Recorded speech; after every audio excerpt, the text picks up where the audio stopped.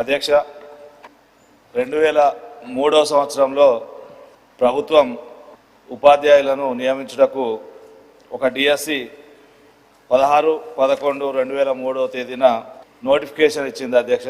ఆ నోటిఫికేషన్లో పాత పెన్షన్ విధానం వీరికి వర్తిస్తుందని చెప్పి క్లియర్గా ఆ నోటిఫికేషన్లో మెన్షన్ చేయడం జరిగింది అధ్యక్ష.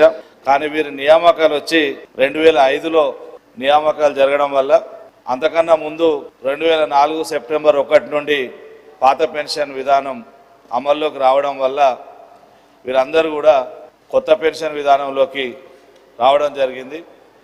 అయితే తదనంతరం చాలా రోజుల తర్వాత, చాలా పోరాటాల తర్వాత కేంద్ర ప్రభుత్వం మరి 54 అదేవిధంగా 57/4 57/5 మెమోల ద్వారా ఏదైతే నోటిఫికేషన్ ఉద్యోగులకు ఇచ్చిన నోటిఫికేషన్లో పాత పెన్షన్ మెన్షన్ చేస్తే వారందరికీ కూడా పాత పెన్షన్ వర్తింపజేయచ్చు అని చెప్పి కేంద్ర ప్రభుత్వం చాలా స్పష్టంగా మరి ఉత్తర్వులు ఇవ్వడం జరిగింది అధ్యక్ష. ఆ ఉత్తర్వులు కేంద్ర ప్రభుత్వ ఉద్యోగులందరూ తీసుకున్నారు. మన రాష్ట్రంలో కూడా ఐఏఎస్ ఆఫీసర్లు కొంతమంది ఆ ఉత్తర్వులను అనుసరించి పాత పెన్షన్లోకి మారిన అధ్యక్ష.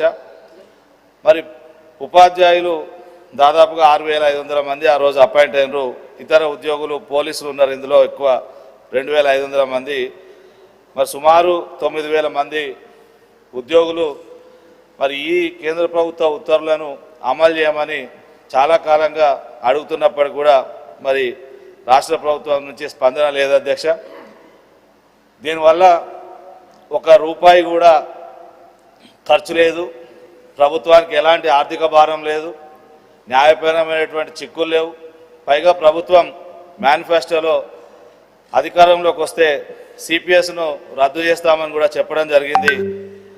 మరి ఉన్నటువంటి ఉత్తర్వులనే మరి అమలు చేయాలని చెప్పి మరి ఇది కొత్త శాసన మండలిలో మొదటి స్పెషల్ మెన్షన్ అధ్యక్ష. వెంటనే ఉత్తర్వులు వస్తాయని చెప్పి నేను ఆశిస్తున్నాను అధ్యక్ష.